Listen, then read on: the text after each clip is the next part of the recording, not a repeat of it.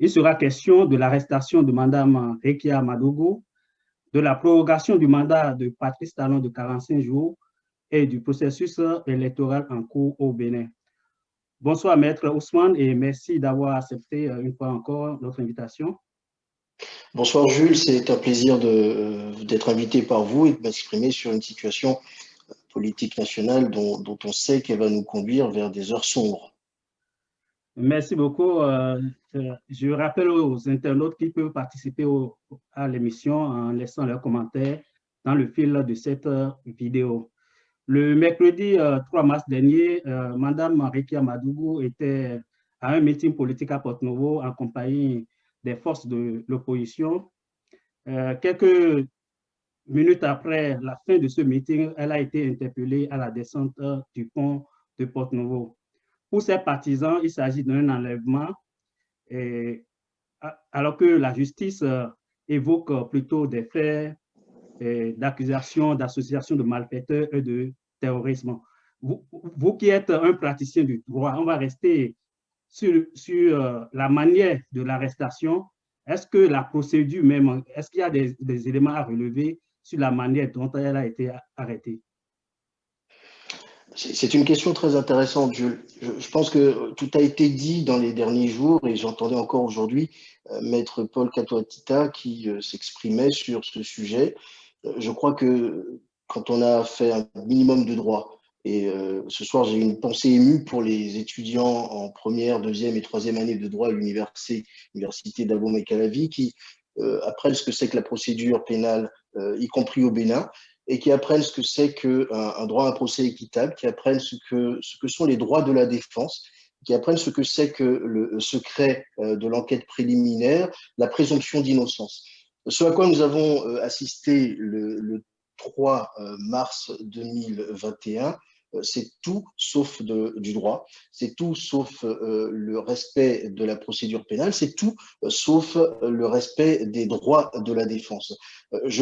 En voyant ces scènes ou en imaginant ces scènes, parce qu'elles n'ont pas été filmées, je me suis demandé si nous n'étions pas dans les pires heures des villes telles que Mexico ou Ciudad Juárez au Mexique notamment, où les enlèvements en plein jour sont légion, où on vous braque en pleine journée, où on vous fait descendre d'une voiture pour à la fois vous enlever et prendre votre voiture dans le même temps. Le pire de ce que nous avons vécu dans notre pays, c'est que cela a été fait non pas par des brigands, par des braqueurs, par des criminels, mais par la police dite républicaine.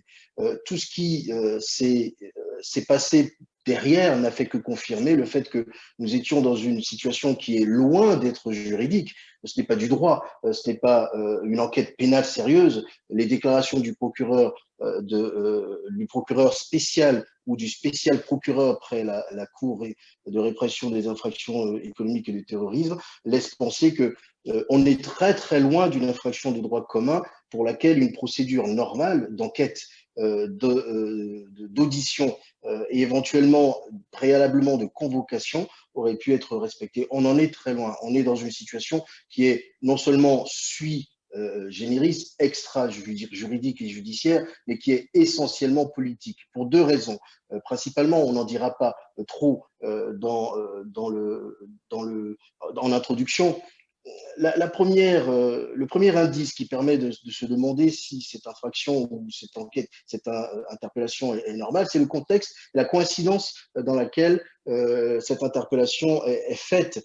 Je vous rappelle, je vous l'avais dit, que il y avait un meeting politique du Front de restauration pour la restauration de la démocratie, animé par notamment le professeur Frédéric Joël Aïvo et la candidate Rekia Madougou.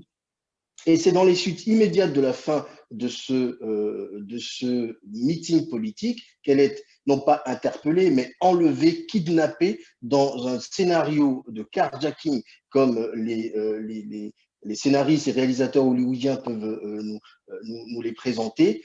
Et c'est une scène qui ne ressemble en rien à une interpellation par des policiers dans le cadre normal d'une convocation. Et la deuxième raison pour laquelle je dis que cette affaire n'est que politique et hors terrain du droit, c'est que on a entendu derrière les explications du procureur spécial près la Cour de répression des infractions économiques et du terrorisme. D'ailleurs, j'ajoute moi personnellement qu'il manque un P à cette criette pour ajouter le politique, parce qu'aujourd'hui, ce qu'on est en train de vivre clairement, c'est une répression qui ne touche pas les délinquants de droit commun, mais qui est une répression qui touche des hommes politiques, des femmes politiques identifiées comme telles.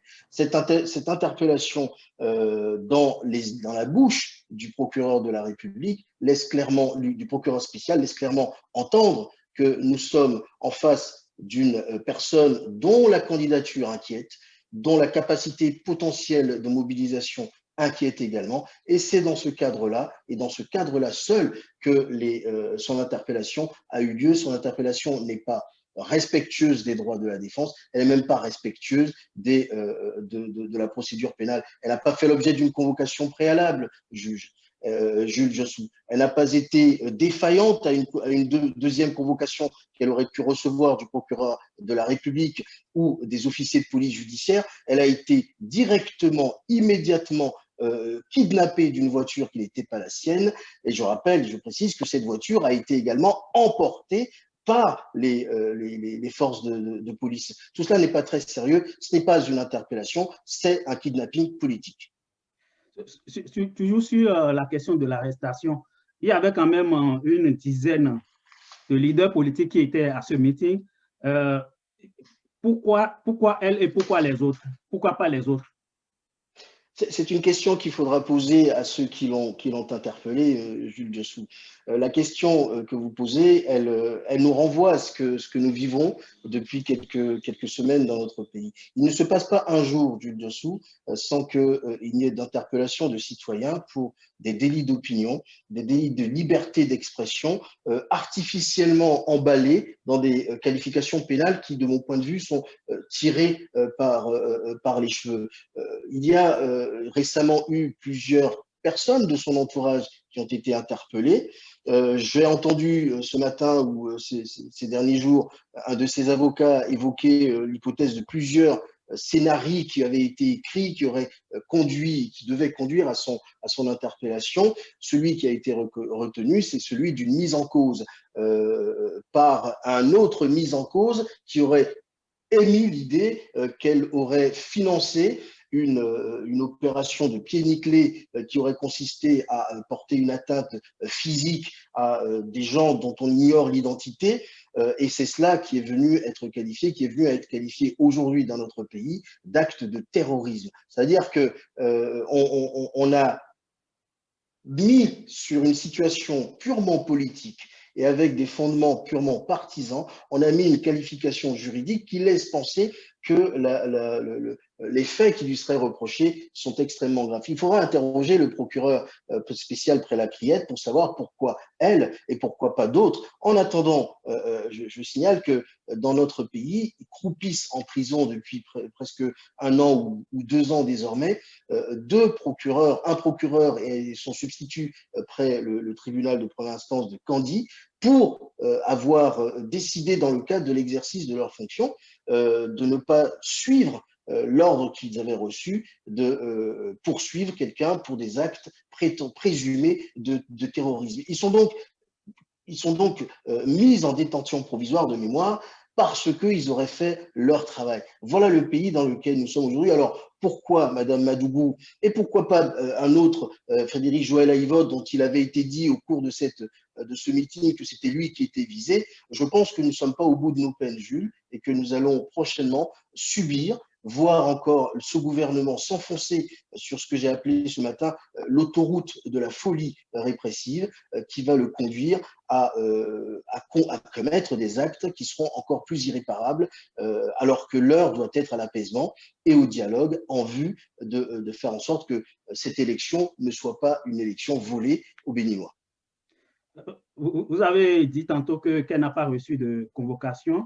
Vu quand même la gravité des faits qui sont reprochés à Mme Rekia Madougou, il n'était pas nécessaire de prendre des mesures urgentes pour pouvoir anticiper, parce qu'il ne faut pas nécessairement laisser que les mises en cause passent à l'acte d'abord avant d'agir. Excusez-moi, Jules, j'ai eu un problème de casque. Je n'ai pas entendu votre question. Ok, je reprends. Vous avez Oui, évoqué vous tantôt, vous avez dit tantôt qu'elle n'avait pas reçu de convocation. oui. Mais vu la gravité des faits qui sont reprochés à Mme Rekia Madougou, est-ce qu'il n'était pas nécessaire de prendre des mesures urgentes pour pouvoir empêcher les gens qui étaient impliqués dans ce soi-disant, dans cette opération de tuerie ou bien d'assassinat qu'a évoqué le procureur? Est-ce qu'il n'était pas important de prendre des mesures rapides pour empêcher cette opération? Alors, vous parlez de la gravité des faits qui lui sont reprochés. Oui. Vous et moi n'en savons rien. Le procureur spécial près la Criette a, lui, de mon point de vue, violé un certain nombre de principes lors de sa conférence de presse où il a lu un communiqué.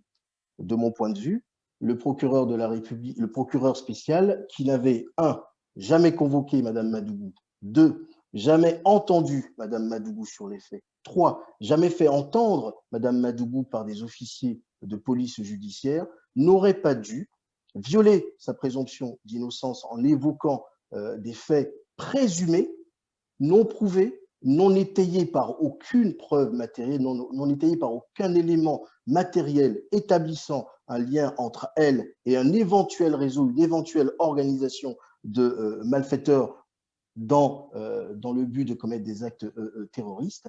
Le deuxième principe, de mon point de vue, violé par ce procureur spécial près la cour la Criette, c'est celui du secret de l'enquête pénale et de l'enquête préliminaire. Nous sommes aujourd'hui dans une situation où quelqu'un dit qu'elle serait la personne qui lui aurait remis ou fait remettre de l'argent en vue de commettre des actes crapuleux.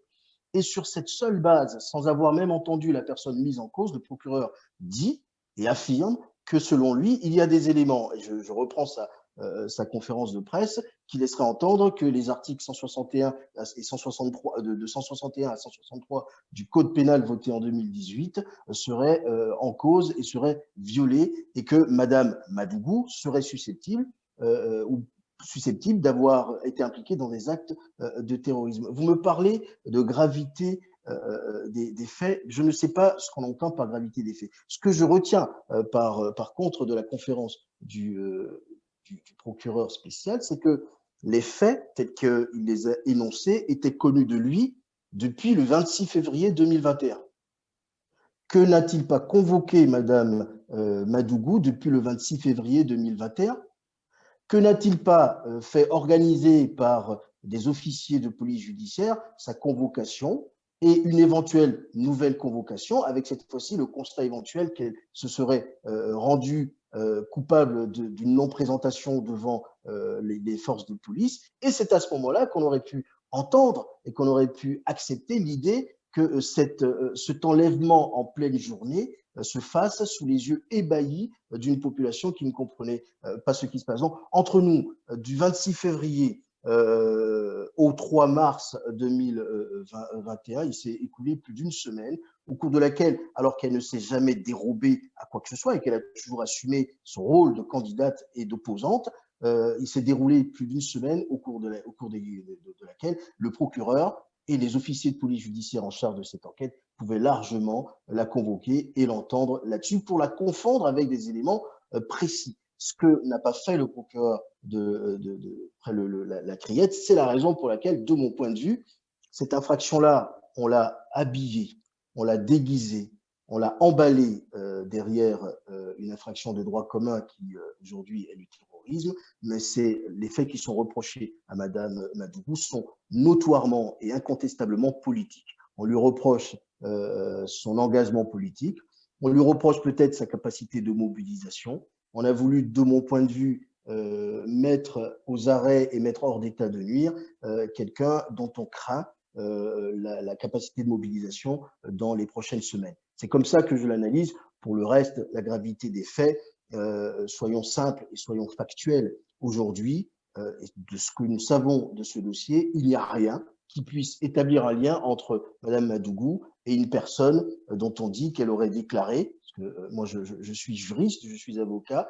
Une infraction, c'est un élément légal, c'est le texte. Un élément matériel, c'est la preuve de la commission de l'infraction, et c'est un élément intentionnel, c'est aussi la volonté qui est la sienne de vouloir attenter à l'intérêt d'un État ou aux intérêts privés de personnes sur le territoire national qui auraient, selon les définitions du terrorisme, qui auraient eu pour conséquence de perturber la société, etc., etc. Donc, en l'état de ce dossier-là, il est difficile, Jules Jossou, de dire que des faits sont graves et en tout état de cause qui serait de nature à justifier une mise aux arrêts, un placement en détention provisoire, alors qu'on a aujourd'hui, je le répète, au moment où elle a été déclarée presque coupable par le procureur de la République, il n'y avait aucun élément matériel permettant d'établir une éventuelle implication de Mme Madougou dans ces faits. Le procureur de la République ou bien le procureur spécial, dans sa sortie, aurait déclaré quand même qu'il y a des complices qui sont passés aux aveux, mais est-ce que ce n'est pas quand même des éléments importants qu'il faut prendre en compte dans l'analyse de cette arrestation? Le problème d'une infraction pénale, c'est ce que je viens de vous expliquer, c'est les trois éléments qu'il faut absolument arriver à démontrer. Et tant qu'ils ne sont pas démontrés, et tant que le début de preuve, et tant qu'il n'y a pas un faisceau d'indices permettant d'établir de manière incontestable le lien entre une personne et une infraction, il est difficile pour un procureur de la République ou un procureur spécial de conclure comme il l'a fait et de violer la présomption d'innocence de Mme Madougou. Aujourd'hui, ce que l'on sait, et c'est ce qui ressort des déclarations du procureur après la Criette, c'est que c'est un mis en cause qui aurait également indiqué que Mme Madougou aurait été celle qui lui aurait fait remettre de l'argent. Ce n'est pas en droit. Ce ne sont même pas des aveux. L'aveu dont on parle, il concerne la personne qui éventuellement fait la déclaration. Il a fait une déclaration aux policiers, mais il n'a pas pu avouer l'infraction prétendument commise par une autre. Il a éventuellement admis lui-même avoir été impliqué dans quelque chose, mais aujourd'hui, et en l'état du dossier, rien, de mon point de vue, ne justifie que Mme Madougou soit mise en cause et mise en examen ou même presque inculpée de faits d'une gravité sur laquelle on reviendra dans quelques minutes. On parle de terrorisme, on parle d'actes attentatoires à la sûreté nationale, on parle d'actes de déstabilisation d'un État. Ce sont des choses qui sont extrêmement graves et qui sont en contraste avec son engagement politique qu'elle a exprimé en disant « je veux aller à une élection présidentielle ». Si elle voulait, de mon point de vue, mais ça, je ne connais pas le dossier, si elle voulait sérieusement attenter à l'organisation et à la paix nationale, de mon point de vue, elle n'aurait pas pris l'engagement d'aller en politique et d'aller affronter l'élection présidentielle telle que le scénario nous a été décrit et écrit par le régime en place. De mon point de vue, il y en a d'autres, cher Jules, il y en a d'autres qui déstabilisent l'organisation et la cohésion nationale depuis quelques années. J'y reviendrai dans quelques minutes. J'ai écouté M. Martin Assoba, c'est le président de l'ONG Alcré. Pour lui, il faut laisser la justice faire son travail. Est-ce que vous partagez ce point de vue? Il est sorti de son devoir de réserve, manifestement, M. Assoba, puisque depuis quelque temps, je me languissais de l'entendre et je me réjouis qu'enfin, sur ces sujets-là, il sorte de son devoir de réserve et s'exprime. Que voulez-vous que je dise et que je réponde à cela? Bien évidemment, c'est une réponse basique que tout le monde peut avancer. Il ne s'est pas mouillé. Mais ce que l'on sait, c'est que sa parole aujourd'hui est discréditée parce qu'on se serait attendu à l'écouter et à l'entendre sur d'autres situation de cette nature-là. Je n'ai pas entendu, sauf erreur de ma part, M. Assogba s'inquiéter du fait que l'enquête concernant la mort de notre compatriote Théophile Diarra, tombé sous les balles de la police républicaine, c'est ce jeune étudiant qui a été tué alors qu'il manifestait pacifiquement. Je n'ai pas entendu M. Assogba s'exprimer là-dessus. Je n'ai pas entendu non plus parler de notre compatriote Fiak Bridji, qui pour le coup est tombé sous les balles des terroristes dans le parc de la Pendjari dans notre pays. Je n'ai pas entendu M. Assogba nous parler également des tueries d'avril et de mai 2019, dont on sait qu'elles ont été enterrées avec un non-lieu scandaleux, et qu'ensuite on a doublement enterré les morts par cette loi d'amnistie qui est venue, de mon point de vue, donner l'impression aux auteurs et aux coupables de ces meurtres, de ces assassinats politiques qui vont échapper à la justice de leur pays. J'aurais aimé entendre également M. Assogba nous parler de cette justice qui regarde de loin les auteurs de détournement de deniers publics sur les dossiers que sont le PPEAD, l'Assemblée nationale, le siège de cette Assemblée nationale, dont on sait bien évidemment qu'ils sont sous le couvert du baobab rupturien. Donc, M. Assogba aujourd'hui s'exprime, il a le droit de s'exprimer. Ce qu'il dit n'est pas nouveau et n'est pas révolutionnaire, mais j'aurais aimé l'entendre un peu plus sérieusement et un peu plus finement sur ces dossiers-là et sur la situation globale de notre pays dont il ne peut pas nier qu'elle est critique. Ce que j'ai entendu de M. Assogba récemment laisse penser qu'il se place du côté des complices de ce qui est en train de se passer aujourd'hui. Donc sa parole sur le dossier de Mme Madougou n'a que peu d'importance de mon point de vue. Revenons un peu sur le fond du dossier et sur les faits. On parle d'association de malfaiteurs et de terrorisme, mais sur le plan du droit, est-ce qu'il y a des faits qui devraient être constitués avant qu'on ne sorte ces chefs d'accusation? Il faut, et je vais être très clair avec vous, l'association de malfaiteurs en vue de commettre un acte de terrorisme dans l'ordre juridique national, c'est une des plus graves accusations, c'est une des plus graves infractions. On parle de crime, on parle d'atteinte à la sécurité nationale, on parle d'atteinte à la sûreté nationale et de la possibilité de déstabiliser un ordre politique et un ordre social. Ce que cela renferme est tellement important, est tellement grave que ça a été énuméré sur 3 articles du Code pénal évoqués et votés en 2018. Ce sont les articles 161 à 163 de ce Code pénal.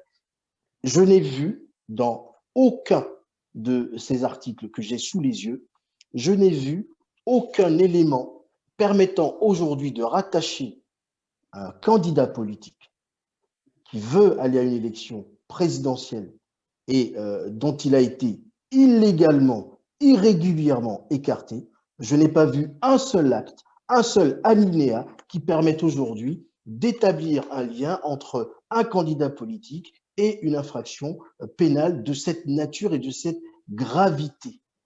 J'ajoute, cher Jules, que de mon point de vue de praticien du droit, une infraction de cette nature n'est pas menée par le seul procureur spécial, mais par un juge d'instruction ou un collège de juges d'instruction qui vont de manière sérieuse et sur le fond et qui vont travailler à établir la matérialité des faits qui sont reprochés à la personne mise en cause et non pas seulement s'asseoir sur les déclarations d'une personne mise et placée en garde à vue et qui aurait dit que telle personne lui aurait remis de l'argent par le biais d'une autre personne. On est sur des situations extrêmement graves. Et pour vous donner une idée de ce que c'est que l'acte de terrorisme, je vais vous lire, et c'est la seule lecture que je ferai de l'émission, je vais vous lire ce que dit l'article 161 du Code pénal voté par notre Assemblée nationale,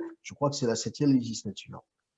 Constitue un acte de terrorisme l'infraction qui, de par sa nature ou son contexte, peut porter gravement atteinte à l'État est commise intentionnellement dans le but de pervertir les valeurs fondamentales de la société et déstabiliser les structures et ou institutions constitutionnelles, politiques, économiques ou sociales de la nation.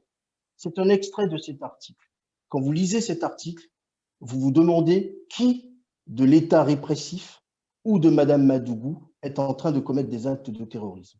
C'est ça la réalité de notre pays aujourd'hui. Ce n'est pas simplement les déclarations d'un procureur de la République qui arriveront à nous faire croire qu'une infraction politique peut être déguisée en infraction de droit commun. C'est la réalité. Et la réalité, c'est qu'aujourd'hui, le contexte politique dans lequel nous sommes laisse penser.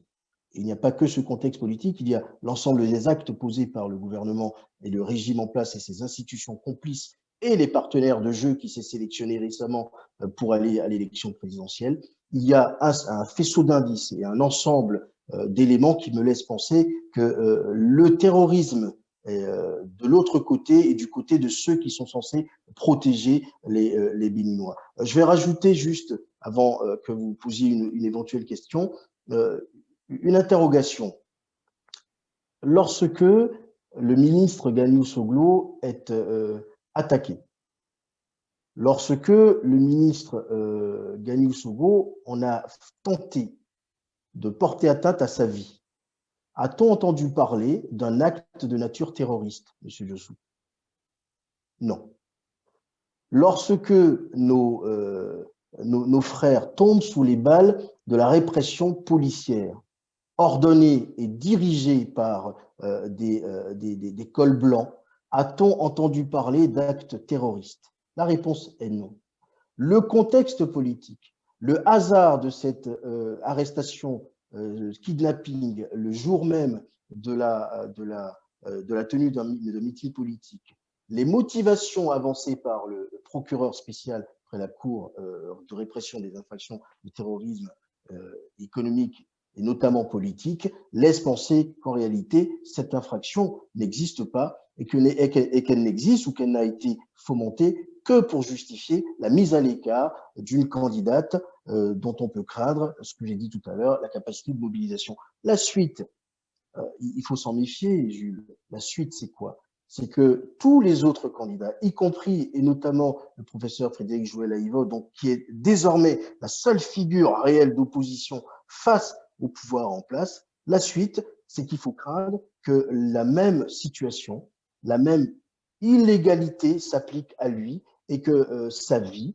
sa sécurité, sa liberté d'aller et venir soit aujourd'hui questionnée parce que nous avons un régime aujourd'hui qui ne recule devant rien et qui a décidé que la justice serait notamment un de ses bras armés et qu'elle lui servirait de base, on va dire, d'officine, de mission pour ses œuvres les plus basses. L'un des avocats de Mme Rekia Madougou aurait déclaré qu'il ne s'est même pas présenté à la criette le vendredi parce qu'il pense qu'elle était condamnée d'avance. C'est une convention. Oui. Oui, ok. Vous me recevez maintenant? Oui, tout à fait. Ok. Donc, je disais tantôt que l'un des avocats de Mme Madougou a même déclaré qu'il ne s'est pas présenté, l'avocat ne s'est pas présenté à la criette pour la défendre parce qu'il pense qu'elle était déjà condamnée d'avance. Est-ce qu'aujourd'hui, la criette a perdu toute crédibilité? Elle n'a jamais eu de la crédibilité à mes yeux. De mon point de vue, et je décris, pour le coup, je décris la criette depuis qu'elle a été créée, et je ne suis pas le seul, puisque la Cour africaine des droits de l'homme et des peuples a clairement discrédité cette institution qui, de mon point de vue, est un furoncle judiciaire qui a vocation immédiatement après le retour à la démocratie, qui a vocation à disparaître. La criette n'est pas une juridiction normale, c'est une juridiction d'exception. La loi qui l'a créée le dit clairement. D'ailleurs, le juge, le procureur près la criette n'est pas un procureur normal, c'est un procureur spécial. C'est un procureur qui est spécialement nommé pour agir dans le sens des intérêts des dirigeants de l'heure. C'est une juridiction qui méconnaît les règles les plus essentielles du procès pénal, le respect des droits de la défense, le droit à un procès équitable, et qui pendant longtemps, n'a pas connu de double degré de juridiction. Et qui même lorsque, enfin, tirant leçon de ce que la Cour africaine des droits de l'homme et des peuples avait dit, tirant leçon de cela, et même lorsqu'ils ont créé une chambre d'appel, les personnes, les opposants qui ont été condamnés n'ont pas la possibilité de passer devant cette chambre d'appel. Je vais citer simplement le cas de M. Ajavon, qui attend depuis des années que son procès puisse enfin être normalement, puisse se dérouler tout à fait normalement, parce qu'il a été décidé que lui, comme d'autres opposants, ne bénéficierait pas d'une justice équitable dans notre pays. Voilà la situation. Donc là, le discrédit de la criette, la perte de crédibilité, la perte de valeur de la criette ne date pas d'aujourd'hui. Ce qui se passe aujourd'hui ne fait que confirmer ce que nous disons tous depuis des mois, depuis des années, c'est que cette juridiction a été créée pour réprimer et pour empêcher la compétition politique. Et d'ailleurs, on voit aujourd'hui qu'elle joue très bien son rôle, elle le joue avec beaucoup de sérieux, et même lorsqu'on change de procureur spécial, c'est avec la même envie et le même zèle que les choses se déroulent. Donc aujourd'hui, la criette n'est pas nouvellement discréditée, elle a toujours été discréditée. Toujours sur le dossier de Mme Madougou, le ministre Modeste Kérékou a fait une sortie où il a partagé des éléments, des échanges de messages WhatsApp entre Mme Madougou, en tout cas selon ce que le ministre aurait dit, et lui-même. Maintenant, ces éléments qui ont été partagés, est-ce que ça ne vient pas confirmer un peu la thèse du gouvernement qu'elle serait impliquée dans les actes de déstabilisation du Bénin? Parler de ce fait divers est particulièrement triste pour moi. J'ai assisté avec beaucoup de peine, Jules, à ce déballage de bêtises par un ministre de la République. Moi, j'accorde beaucoup d'importance à la fonction républicaine, à la fonction de ministre. Je trouve qu'il est devenu triste de constater ce que j'ai appelé l'inversion des valeurs, qui permet à tout le monde de transgresser les choses les plus inimaginables à une certaine époque. Il n'y a plus de valeurs, il n'y a plus de principes, il n'y a plus d'éthique, il n'y a plus de morale dans notre pays aujourd'hui. Et ça s'est fait progressivement depuis plusieurs années. Et cette inversion des valeurs est en train de connaître son pic depuis 2016. Et l'illustration récente, c'est ce comportement d'un ministre de la République qui vient, de mon point de vue, lui-même violer des principes essentiels d'une justice qui doit se dérouler de manière indépendante, qui vient déballer à la face du public des informations dont ni vous ni moi ne pouvons vérifier la véracité. D'ailleurs, j'ai vu circuler sur les réseaux sociaux un certain nombre de parodies qui laissent penser que le plus crétin des novices en matière de téléphonie mobile peut faire ce qu'il a fait et peut le déguiser. Il paraîtrait même qu'il y aurait des discordances sur les dates, les heures, etc. etc. On est dans ce que moi j'appelle une opération de pied nickelé. Il a été envoyé, de mon point de vue, pour corroborer une enquête dont on sait qu'elle est vide de contenu, et manifestement, en l'envoyant, le dossier ou les éléments qui lui ont été remis, de mon point de vue, n'ont pas été suffisamment préparés. Et je crains que le ministre ne se soit ridiculisé par ce comportement-là. J'ajoute ce comportement qui porte une grave atteinte à l'intégrité morale de la personne qui met en cause. Et quelqu'un a dit, et je le soutiens, qu'il devrait être poursuivi. Et dans un pays sérieux, quand un ministre intervient dans une affaire pénale qui est en cours, quand un ministre se permet de mettre en cause directement une personne dont on ne peut pas aujourd'hui déterminer et dire qu'elle serait impliquée, ce ministre-là ne doit pas être maintenu une seconde de plus dans ses fonctions. J'aurais attendu du gouvernement de Patrice Talon qu'il en tire les conséquences, parce que cet acte est d'une gravité extrême. Ce ministre s'est ridiculisé, il a ridiculisé les Béninois. Mais on n'en est plus à ça près, hein. Nous sommes insultés tous les jours. Notre intelligence est insultée tous les jours par ces gens qui nous prennent pour des moutons. Et je crois que c'est l'expression de Frédéric Joël Aïvo récemment. Moi, j'ai, comme vous, Jules Jossou, la fierté d'être béninois, et je ne pense pas être moins intelligent que ceux qui nous dirigent et qui pensent qu'ils peuvent nous faire avaler les choses les plus inimaginables. Toujours est-il qu'aujourd'hui, Madame Madougou a été déposée en prison. Quelles sont les portes de sortie aujourd'hui pour Madame Madougou, vu qu'elle a été déjà déposée en prison?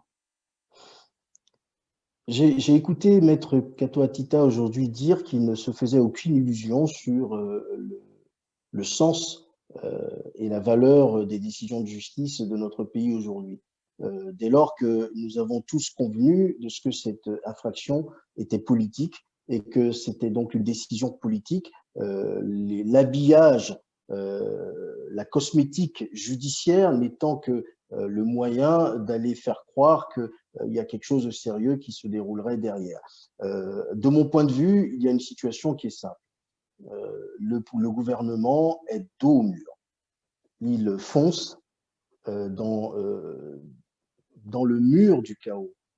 Il pense que seul ce mur du chaos va lui permettre de se sortir de l'impasse qui s'est lui-même érigée. L'incarcération de Mme Madougou est à mettre dans cette optique. Le gouvernement, je pense, a voulu frapper fort dans les esprits. Il a voulu frapper fort en allant toucher un autre totem de la société béninoise qui est une femme politique, une candidate courageuse à une élection présidentielle. Après avoir gazé les chefs de l'État, après avoir fait tirer sur des Béninois, après avoir dissimulé leur mort derrière des autopsies totalement fantaisistes, après avoir violer la Constitution tout en la révisant, après avoir exclu l'opposition du Parlement et après avoir commis un certain nombre de forfaitures, voilà qui s'attaque à un de nos totems. Le gouvernement, je pense, est en train d'aller vouloir choquer les esprits des Béninois. Peut-être attendait-il que la situation s'embrase pour pouvoir justifier d'autres restrictions et un nouveau tour de vis dans les restrictions des libertés. Il a dû être déçu de ne pas voir que les esprits s'échauffaient. Il a dû être déçu que son plan ne se déroule pas correctement. Je ne pense pas qu'il appartienne à un gouvernement de déterminer le moment où les Béninois se soulèveront. Il arrivera le moment très bientôt, et nous en parlerons dans quelques instants, où les Béninois devront se déterminer sur le sort qu'ils devront réserver à leurs 25 prochaines années. Parce que ne nous leurrons pas, ce qui se joue aujourd'hui, ce n'est pas le prochain mandat. Si rien n'est fait et si nous laissons la situation s'embourber et se dégrader, c'est une génération entière d'enfants nés aujourd'hui, depuis 2016, qui ne pourront pas prétendre à la liberté de croire, à la liberté de voir un pays libre et à la liberté de pouvoir espérer eux-mêmes rendre service et rendre quelque chose à ce pays. C'est ce qui se joue aujourd'hui. Donc, en réalité, Madame Madougou, et j'ai une pensée pour elle ce soir, elle a dit à ses avocats qu'elle était préparée. Qu'elle tienne bon, ça ne sera pas long. Sur la sortie du ministre Modeste Kérékou, il a quand même cité le nom de 4 chefs d'État, 4 de nos voisins. En tant que Béninois, est-ce que vous craignez aujourd'hui des incidents diplomatiques par rapport à ces pays qui ont été cités? Je n'ose pas penser que le chef de l'État ait pu être informé de ce que son ministre allait ouvrir des fronts de conflit avec des voisins. Je n'ose pas imaginer que le chef de l'État ait pu laisser son ministre mettre en cause directement, nommément, des chefs d'État voisins. Je pense que tout cela répond à une forme de fébrilité, s'inscrit dans une forme d'accélération des pulsations cardiaques au niveau du gouvernement, et on s'inscrit dans la multiplication d'erreurs, de fautes, parce que on essaye de colmater les brèches qu'on a ouvertes sur le plan international, sur le plan national. J'ose espérer que c'était une grave simple erreur d'un ministre et que ce n'est pas le gouvernement béninois qui endosserait la responsabilité de se mettre à dos notre voisin de l'Est, notre voisin de l'Ouest et éventuellement un autre voisin un peu plus éloigné de l'Ouest et dont on dit qu'il serait l'ami du chef de l'État. Je ne pense pas, en tout cas si c'était le cas, ça voudrait dire que l'autoroute de leur folie n'a plus réellement de péage et que, y compris pour sauver une situation nationale, ils seraient prêts à déstabiliser nos relations avec nos voisins, nos frères. Le Nigeria n'est pas qu'un voisin, le Togo n'est pas qu'un voisin.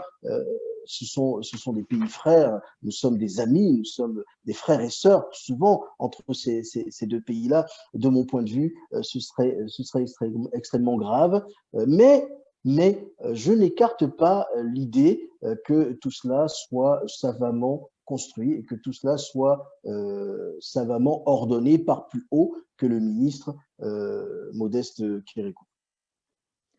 On ne peut pas évoquer ce qu'on peut appeler aujourd'hui l'affaire Madougou sans parler de la présidentielle et surtout du débat autour de la prorogation du mandat du président actuel de 45 jours. Est-ce qu'on s'achemine vers un vide juridique selon vous? Avant de répondre à votre question, j'aimerais dire une chose. La dernière fois que je suis venu sur votre plateau, je crois qu'on venait de constater que la Cour africaine des droits de l'homme et des peuples avait rendu une série de décisions qui mettaient à nu et qui anéantissaient totalement l'édifice juridique, institutionnel et constitutionnel dressé par Patrice Talon et son assemblée complice. On avait dit à l'époque que le glas de la rupture avait sonné. Le régime et l'exécutif actuel avaient une solution, de mon point de vue, pour sauver son édifice. C'était d'ouvrir, et quand je dis d'ouvrir, c'était d'ouvrir l'élection présidentielle, non pas au seul candidat de l'opposition, mais au peuple béninois. Je suis de ceux qui pensent que en décidant de sélectionner lui seul ses partenaires de jeu, ce n'est pas l'opposition politique qui est exclue, c'est le peuple béninois. Ce sont les électeurs du Bénin, c'est la diversité des positions, c'est la diversité des opinions, c'est la pluralité de ces opinions. Donc en réalité, il y avait une façon pour le gouvernement de se sortir de cette impasse juridique, c'était de donner à son élection fêtière, l'élection présidentielle, l'onction populaire et la légitimité qui aurait fait que, parce que toutes les voix, qu'elles soient d'opposition, qu'elles soient de la mouvance, auraient pu être exprimées, auraient pu recevoir le soutien, la légitimité populaire, c'était la possibilité pour ce gouvernement-là donc de donner du crédit à cette élection. Et cette possibilité-là, il l'a écartée d'une façon assez étrange, en estimant que seule sa sélection, seul son parrainage pourrait lui permettre de s'en sortir. Donc, en réalité, vous me parlez aujourd'hui d'une situation qu'il aurait pu éviter d'avoir à affronter, mais qu'il a décidé de maintenir alors que la possibilité lui était offerte de s'en sortir autrement et de ne pas avoir ce double débat et ce double débat juridique à avoir. Un, celui de l'exclusion du peuple béninois de la désignation de ses dirigeants, et deux, celui de la fin de son mandat, qui est le 6 avril 2021 à minuit 1 ou le 5 avril, à 0h01 pour le 6 avril et le 5 avril à minuit pour ceux qui seraient du 5 avril. De mon point de vue, il y a un vrai débat. Il y a un vrai débat. Aujourd'hui, il va de soi que, ayant fait le choix d'aller seul à cette élection et de ne faire face qu'à lui-même, le gouvernement de Patrice Talon serait totalement illégitime à partir du 6 avril à minuit. Le peuple béninois, lorsqu'il a élu Patrice Talon, lui a donné mandat qui court du 6 avril 2016 au 6 avril 2021. À partir du 6 avril 2021, la signature du Bénin, la signature juridique et politique n'est plus portée par le gouvernement actuel. Cela va avoir des conséquences sur les actes qui seront posés par ce gouvernement à partir du 6 avril. Cela aura des conséquences sur les accords, sur les échanges avec les gouvernements et les organisations internationales, les gouvernements étrangers. Cela va avoir également des incidences sur les engagements pris par ce gouvernement à partir du 6 avril. Il va de soi que le 6 avril constitue pour ce gouvernement une zone de non-droit et une zone de turbulence qu'il aurait pu éviter d'affronter en ouvrant et en permettant aux Béninois de s'exprimer dans le choix de leurs dirigeants. C'est quand même un droit fondamental qui a été reconnu par tous les textes internationaux, y compris par notre Constitution, et notamment la Constitution révisée de manière irrégulière le 1er novembre 2019. Le dimanche passé, je recevais sur ce même plateau le docteur Juste Kodjo, et qui proposait, par rapport à ces deux éléments, la question de la prorogation du mandat du président actuel et puis de la question des parrainages, lui proposait un référendum sur ces deux questions avant même l'élection présidentielle.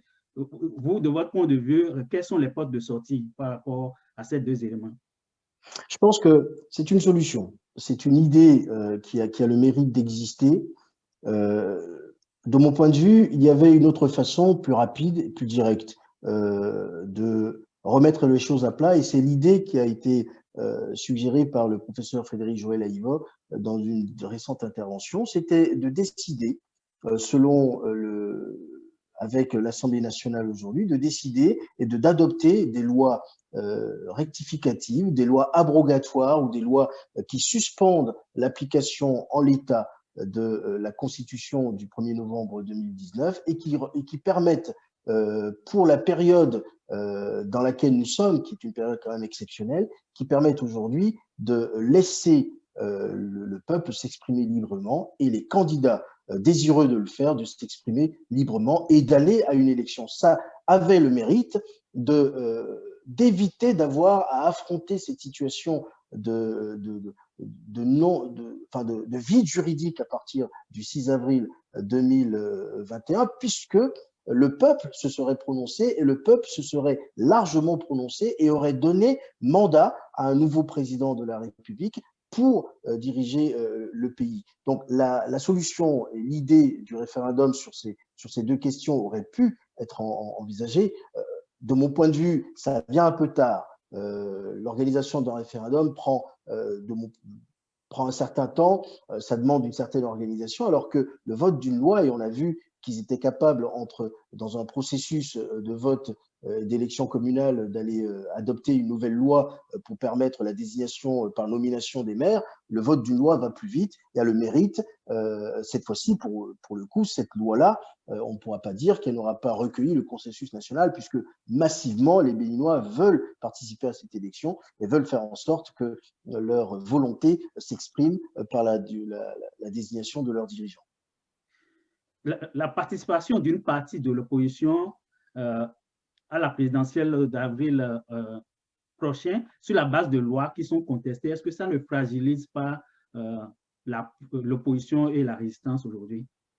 Alors, déjà, quand vous parlez d'opposition, j'espère que vous ne mettez pas dans cette opposition-là les deux duos qui font face aujourd'hui et qui ont été retenus par le chef de l'État et la Sénat, validés par la Cour constitutionnelle. J'espère que vous ne considérez pas que messieurs Koroué et passez-moi son Agossa d'une part et messieurs Djimba et Monsieur Rompet, d'autre part, sont des opposants. Je pense que tout le monde aura compris que ce sont des partenaires de jeu. En tennis, on appelle ça des sparring partners parce que ça permettait au chef de l'État aujourd'hui de présenter une façade d'ouverture et de pluralisme de candidature. Non, mais de mon point de vue, on est en politique. La contestation des lois électorales, elle existe. Je dis que le chef de l'État pouvait s'éviter cette contestation à la fois des lois électorales, mais de sa légitimité à partir du 6 avril 2021, en ouvrant la compétition et en faisant en sorte que toutes les sensibilités de notre pays puissent s'exprimer et que le peuple massivement donne l'onction populaire et la légitimité politique à ces nouveaux dirigeants. C'était, de mon point de vue, la seule façon de couper l'herbe sous le pied de ceux qui contestent, et qui sont nombreux, et j'en fais partie, qui contestent certaines lois dont on sait qu'elles ont été votées pour exclure, mais en faisant comme ça et en ouvrant cette élection, le chef de l'État et son régime pouvaient s'éviter cette double contestation. Aujourd'hui, ils ont fait un autre choix qui est celui de foncer dans le mur de l'exclusion et de poursuivre leur surenchère dans la sélection et l'éviction des Béninois de la désignation de leurs dirigeants. Et c'est en cela que c'est une faute politique majeure qui a été commise par le chef de l'État, de mon point de vue, parce qu'il ouvre des champs de contestation de toutes parts. Il ouvre des champs de contestation avec ses voisins, il ouvre des champs de contestation avec ses opposants, il ouvre des champs de contestation avec le peuple béninois. Ça, je ne sais pas dans quel esprit est-ce que les choses sont pensées au jour le jour par les éminences grises qui l'entourent, mais de mon point de vue, il y aurait vraiment des questions à se poser sur la façon dont les choses ont été pensées, parce que pour en revenir à cette histoire de 45 jours de suppléments qui se sont accordés, avec du recul, je suis persuadé qu'ils doivent se demander pourquoi est-ce qu'ils n'ont pas pensé autrement que d'ouvrir encore ce nouveau champ de contestation. Ça aurait pu être des choses tout à fait envisageables à partir de l'élection de 2026 ou à partir de 2023. Donc on est vraiment, moi je considère que le chef de l'État a commis une erreur, en tout cas son Assemblée nationale a commis une erreur qui est d'avoir considéré que s'offrir 45 jours de présidence au-delà du 6 avril, c'était tout à fait normal, y compris dans le cadre de dispositions transitoires. Au regard de l'affiche de la présidentielle d'avril prochain, est-ce qu'on peut dire que la réforme du système partisan est un échec, vu que les candidats des trois duos, je crois apparemment aucun ne provient d'un parti politique? La question contient sa réponse, Jules. Le chef de l'État l'a lui-même d'ailleurs entériné de manière tacite lorsqu'il est allé dire, je crois, dans sa tournée électorale déguisée sous forme de tournée de reddition de comptes. Le chef de l'État est allé clairement dire, je crois que c'était à Parakou, que les démocrates auraient leur candidat, que le pays pourrait s'exprimer, que la fête que nous avons toujours connue au Bénin serait encore de mise en 2021. La force est de constater qu'aujourd'hui, des trois partis en lice, enfin des trois duos en lice, il n'y aurait peut-être qu'un seul qui aurait des candidats en son sein, c'est les FCBE qui sont un appendice du bloc républicain et de l'Union progressiste. Le chef de l'État lui-même n'a pas de parti, pourtant il a été massivement désigné par les parrains dont les formulaires ont été confisqués de manière illégale encore, mais bon, ça on n'en parle plus. Quant au duo de Korhoué et Agossa, vous avez bien compris qu'ils étaient déjà partis du Parti des démocrates avant même d'avoir l'onction des parrainages. Donc, je n'ai pas attendu ce simulacre de désignation de duo pour constater l'échec de la réforme du système partisan. On a vu que cette réforme n'était qu'un alibi à l'exclusion. On l'a vu en avril 2019, on l'a vu également en mai 2020 avec les communales, et on le voit aujourd'hui. Tout cela n'est que de l'enfumage pour faire croire qu'il y a une éthique derrière, qu'il y a des valeurs, qu'il y a un but qui sera un but d'intérêt général, mais en réalité, vous avez compris que tout cela ne visait qu'un seul objectif, c'est la situation dans laquelle nous sommes aujourd'hui, c'est-à-dire la possibilité de se désigner des partenaires de jeu qui soient notoirement acquis et qui soient notoirement soumis, qui ne poseraient aucun problème. Et on sait que dans le cadre de la Constitution révisée, la démission ou l'impossibilité pour l'un des deux duos des deux duos adverses du chef de l'État,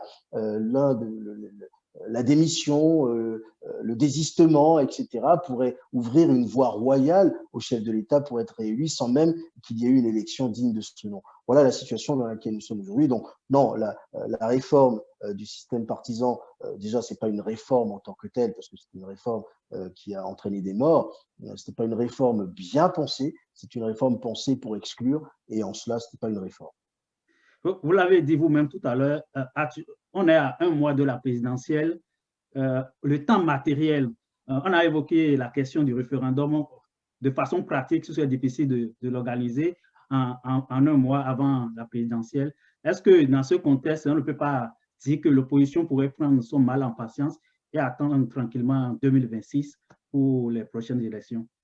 Je vous ai dit tout à l'heure que ce qui se joue aujourd'hui, ce n'est pas un débat entre l'opposition et la mouvance présidentielle, c'est un vrai sujet de notre société. Ce qui se joue en 2021, ce n'est pas les 5 prochaines années, c'est les 25 voire 30 prochaines années. C'est comme ça que dans d'autres pays, les dictatures se sont installées. On va assister et on va laisser, on devrait, et vous êtes en train de nous suggérer, mais je sais que c'est une question perfide que vous me posez là, vous nous suggéreriez de laisser faire et de penser qu'en 2026, ce gouvernement-là serait plus enclin à accepter la libre compétition qui ne l'était aujourd'hui en 2021.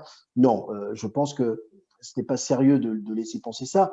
Il faut être très sérieux sur cette question. Ce qui est en train de se jouer, c'est notre choix de société pour les 30, 50 prochaines années. Voulons-nous d'un pays où la liberté existe? Voulons-nous d'un pays où la justice est indépendante?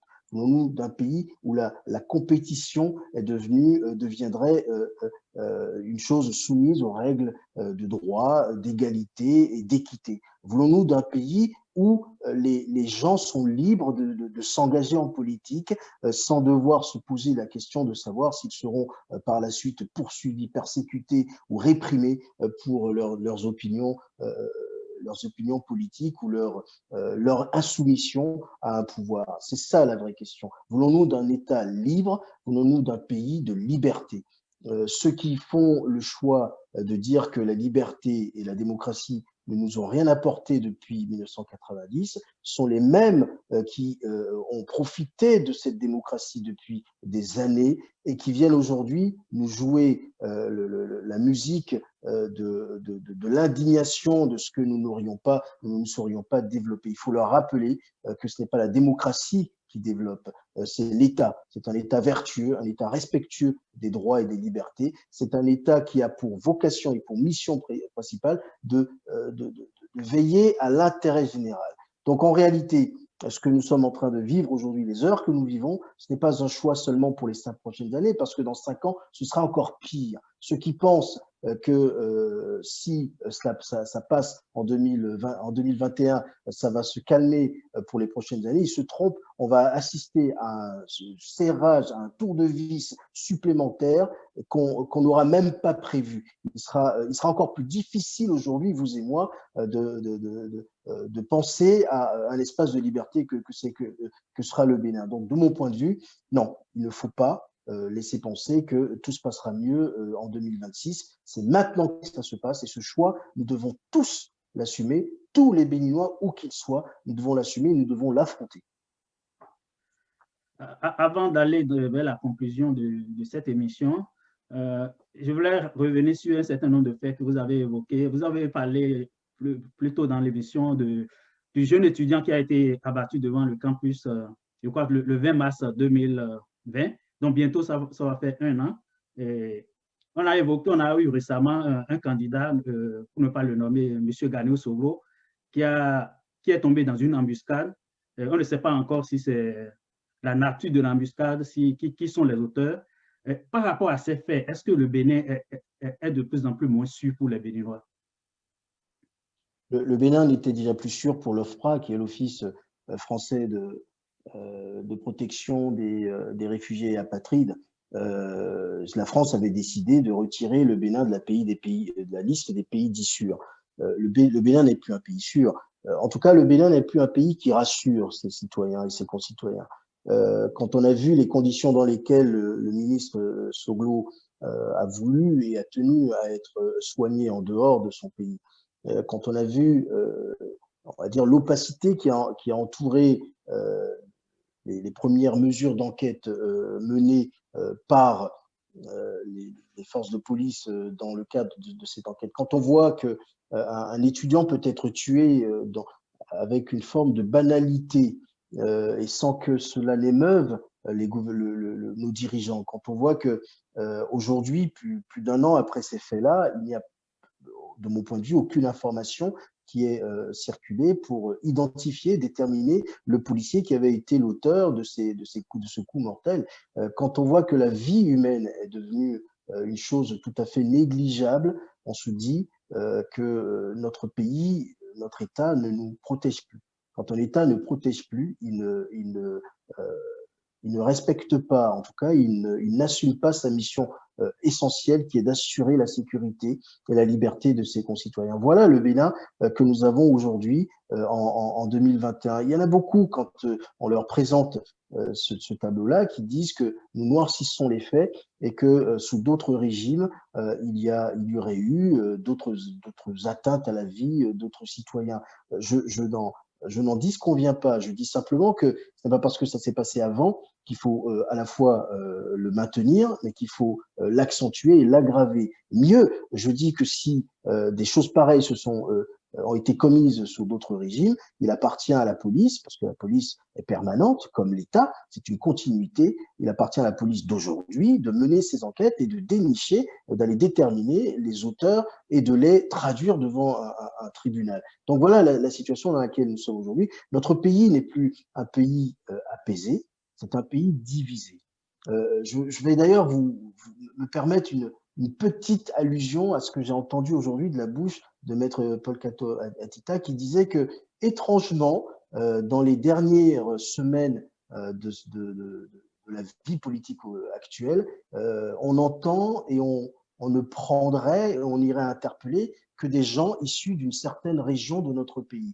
Il laissait penser que l'idée était d'accentuer les divisions déjà connues dans un pays fragilisé, dans un pays divisé. J'attire l'attention de nos dirigeants sur le fait que cette voie-là, c'est la voie du chaos. Ils ne peuvent pas, ils ne doivent pas nous conduire dans ce mur-là. Ils ont la responsabilité de nous laisser un pays qu'ils ont aussi apaisé que celui qu'ils ont eu en 2016, et rien, pas même des réformes dont ils pensent qu'elles sont fondées, rien ne justifie que des Béninois soient tombés sous les balles, et rien ne justifie que notre État ne rassure plus, rien ne justifie qu'aujourd'hui on emprisonne simplement parce qu'on a des opinions politiques différentes et qu'on veut les défendre avec fierté et courage.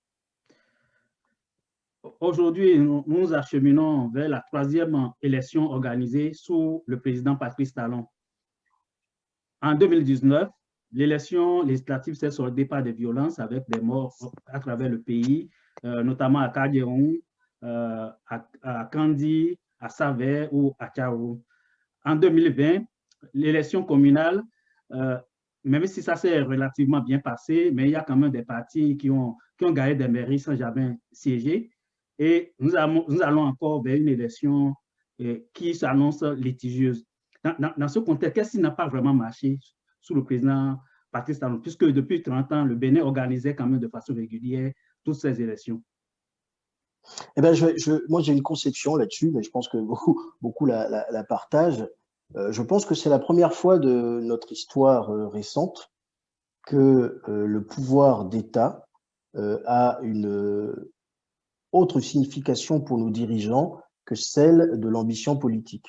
C'est la première fois, de mon point de vue, que la survie, que les intérêts économiques, que la liberté de certaines personnes est intrinsèquement liée au pouvoir d'État. Et c'est même la première fois qu'il y a une passerelle, ou plusieurs passerelles entre fonds et deniers publics et deniers privés.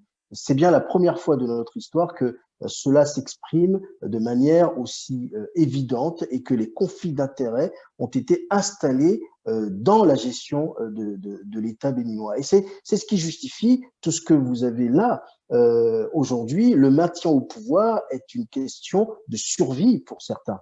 La conservation de ce pouvoir-là est une question de survie pour certains. Et c'est pour cela que nous sommes dans cette situation où depuis 2019, avec les votes, enfin avec l'élection législative en passant par 2020 et les communales, vous avez clairement vu se dérouler, se mettre en place le scénario de l'exclusion pour éviter une sanction dont on sait qu'elle sera cinglante en 2021. L'objectif étant d'éviter cette sanction. Pour éviter cette sanction, il faut simplement évincer le peuple et écarter ce peuple. Pour l'écarter, ils ont mis en place un parlement monocolore, ils ont fait une révision constitutionnelle avec un parrainage. Ensuite, le parrainage a été défini avec une légèreté confondante par rapport à ce qui se passe ailleurs. Et aujourd'hui, on est dans cette situation-là de conflit parce que la volonté politique de se maintenir a d'autres fondements et d'autres mobiles qui sont très, très éloignés de l'intérêt général et de la satisfaction du bien de tous. C'est ça la vraie difficulté aujourd'hui. Nous sommes dans cette situation-là parce que nos dirigeants d'aujourd'hui ont des ambitions qui vont au-delà des ambitions politiques. D'ailleurs, ils n'ont pas d'ambition politique.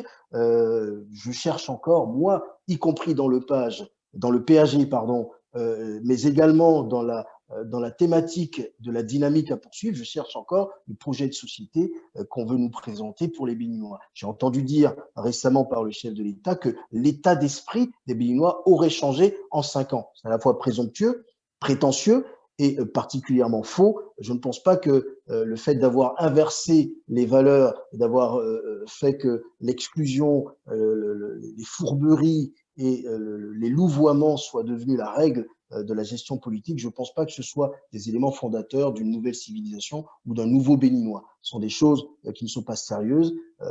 D'ailleurs, je conclus sur ce terrain en disant que quand on pense pour le bien d'un pays, quand on veut œuvrer pour le bien d'un pays, Jules Jossou, rien ne peut justifier qu'il y ait des morts. Le fait simplement d'évoquer ces morts-là est de nature à discréditer, à décrédibiliser tous les projets, tout le projet politique qu'on veut nous présenter.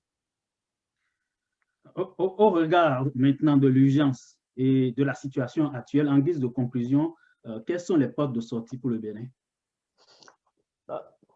J'ai lu avec beaucoup de plaisir il y a quelques années un texte de M. Victor Topanou, mais ça c'était avant qu'il ne change, qui disait que tout est encore possible.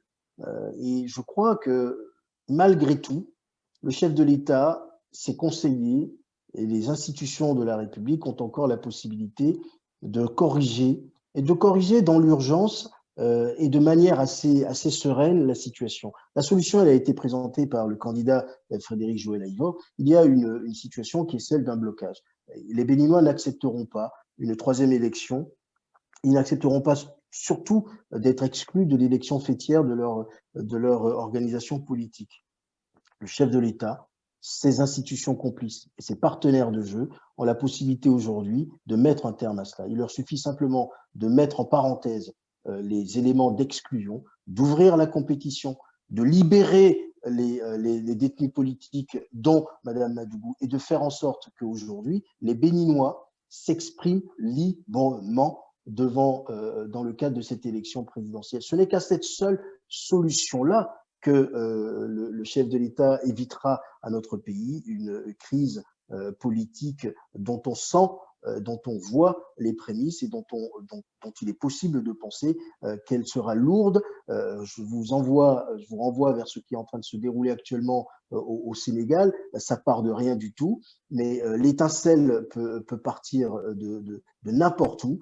J'ose espérer que le peuple béninois ne vivra pas des heures sombres, et j'appelle le chef de l'État, j'appelle ceux qui peuvent encore disposer de son oreille et de son écoute, je les appelle à l'inviter à l'apaisement, à faire en sorte que dès à présent, les Béninois puissent être librement libres de se prononcer sur la désignation de leurs dirigeants. C'est essentiel. Il n'y aura pas, et je pense terminer là-dessus, de troisième élection excluante et exclusive. Merci, Maître Fatio Ousmane. Je rappelle que vous êtes avocat au barreau de Dijon. On parlait un peu de la situation politique nationale et notamment de l'arrestation de Mme Rekia Madougou. Je voudrais remercier aussi tous les internautes qui sont restés avec nous. Et on se donne rendez-vous pour le dimanche prochain. Merci et puis à tout moment. Merci à vous. Merci.